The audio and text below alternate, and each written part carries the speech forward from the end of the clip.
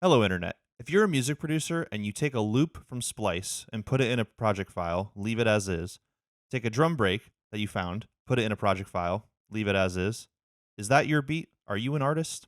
Are you a music producer? I would say it's complicated, you know? I think something like taking a Splice loop, putting it in a project file, a lot of people would say that's not really beat making. You know what I mean? But if you were to take a vinyl record, record an 8-bar loop, put it into a project file, and then somebody raps on it, you're a godlike producer, you know? So I think there's a lot of hypocrisy in the realm of making beats, and I think there's a lot of valid opinions on both sides. So I kind of wanted to just talk about that today. So when I first started making beats, this was like early 2010s, there was a bit of a revival of like kind of 90s boom bap music production with like vinyl samples and like kind of swinging drum grooves and stuff like that. You know, like Jay Dilla, Stones Throw Records, Pro era, Joey Badass, like that kind of era. And it was basically not allowed for you to sample stuff from YouTube. And that's something that I would do often with my friends. But it was sort of like a taboo, you know, like people didn't really think that that was like acceptable in like the real music producer scene. But I did it anyway. And there was even times where I would sample something from YouTube, run it through a cassette, and then resample it into my beat just so that it would sound like I got it from a cassette or like some analog source. But it's like I was just ripping stuff off YouTube. You know, a lot of people do that. And I think the modern version of that is just people using splice loops because sampling from YouTube is just normal now. You know, no one really questions that. But something like a loop pack or like a splice loop, people hear that and they're like, "Oh, this is I recognize this loop from this pack. It's like one of the most popular loops on Splice and now it's in like a Billboard charting song." That's not really fair, but it's like the same people 15 years ago were like, "Oh, this record has been sampled so many times. Like this producer doesn't know what he's doing." So I think just as time progresses, as technology advances, as the culture changes, people's perspectives change, right? I think if you're a new producer, as a new producer, especially if you have no background in music, it takes such a long time to make something from scratch that like sounds good, that's like acceptable, that you enjoy listening to. So a quick way to get to that point is using loops. So for me personally, I wouldn't use splice loops for my beats, but I'm also not going to be upset with a new producer who's trying to learn how to make beats and just wants to make something that sounds good.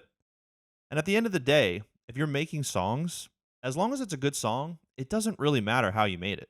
You know what I mean? Like it doesn't really make a difference.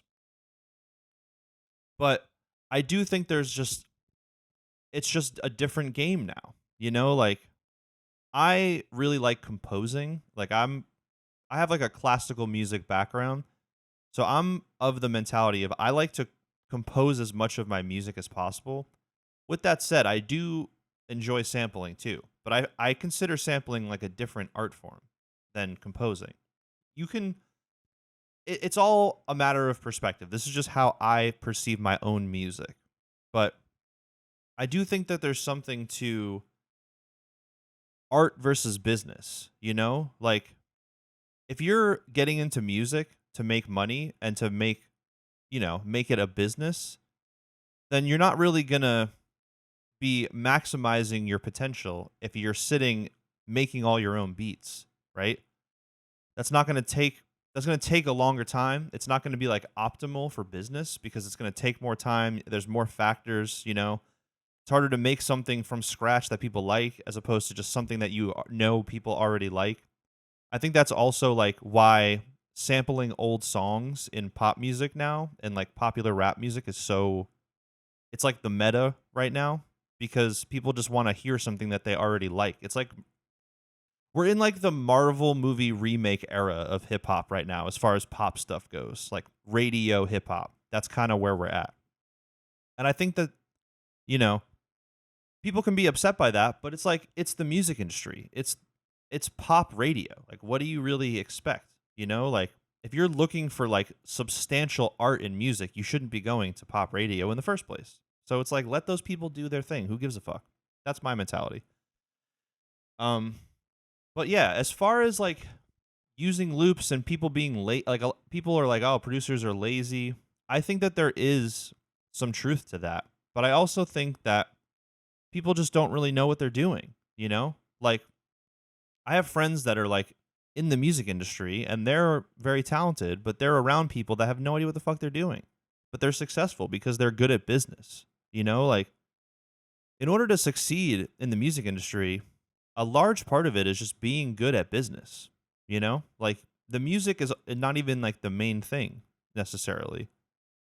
But for someone like me, I care a lot about my art. I care a lot about the art that I make, and I want it to be personal and an expression of myself. So it's kind of hard to do that using other people's music, and that's sort of why I've gravitated away from sampling. Again, I love sampling. I got my start making beats sampling records.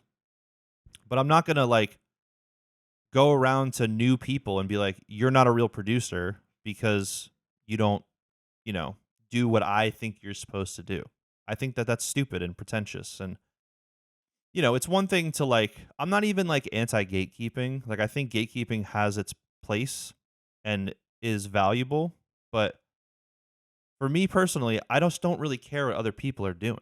Like, if you're getting mad at somebody else being successful because they used a splice loop in their song and it blew up, it's like you're just mad at yourself for not doing the same thing. You know what I mean? It's like, again, when has this shit ever been fair? When has this shit ever been like all about making good art? But again, you can use a loop and make a good song. It doesn't matter. So I think that people forget that music is art, and a lot of people think of music as just business and a way to make money. And, those people are going to exist no matter what I think, no matter what anybody thinks. So I don't really see the point of getting all that mad about it. If anything, if you hear a song that you like and then you almost feel like you got duped because it's a loop, you're like, oh man, I really liked the song, but now that I know it's a splice loop, I don't like it. It's like, well, maybe you should focus on making music that's better then. Don't hear that and get upset about it. Hear that and be like, this is motivation for me to make art that's good. This is motivation for me to make a song that's actually good that I wrote and I composed. Whether you're producing yourself, working with a producer, working with an artist like a rapper, singer, whatever it is, just make the best art that you can make. Just ultimately, that's what it comes down to. And for some people, this might be a hot take. For some people, in order to make the best art that they want to make, they have to use loops, at least at the time. Like, maybe down the road, they'll learn more about scales and keys, keyboards, and like chord progressions and melodies, and then they'll start writing their own music. But if they don't, who cares? It's not for everybody. It doesn't really make a difference. Like, I'm a big fan of The Alchemist and that style of production, like the sort of like drumless loops, whatever. But a lot of times those dudes are just ripping a 4-bar loop from a record and looping it and then maybe pitching it up a little bit, you know? And you could argue that, like, yeah, but they had to find the record and they had to dig and they had to find the spot on the record that was good and loop it, and having an ear for sampling is an art form in itself, which I agree with all of that. But that's not really accessible in the modern day. Like, vinyl records, sampling vinyl is sort of a niche thing. It's not something that everybody's going to be doing. And I think that's okay. You know what I mean?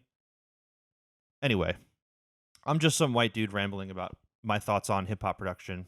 So I totally understand if you don't care about what I'm saying. But if you watch this far in the video, you must care. So, you know, maybe watch some other videos I made. It's all straight from my brain. No loops, no samples, just straight me.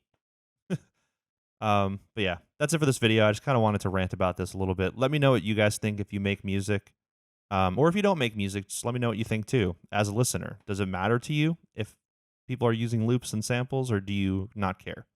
Um, put out a new video every week, so I'll see you next week on Sunday.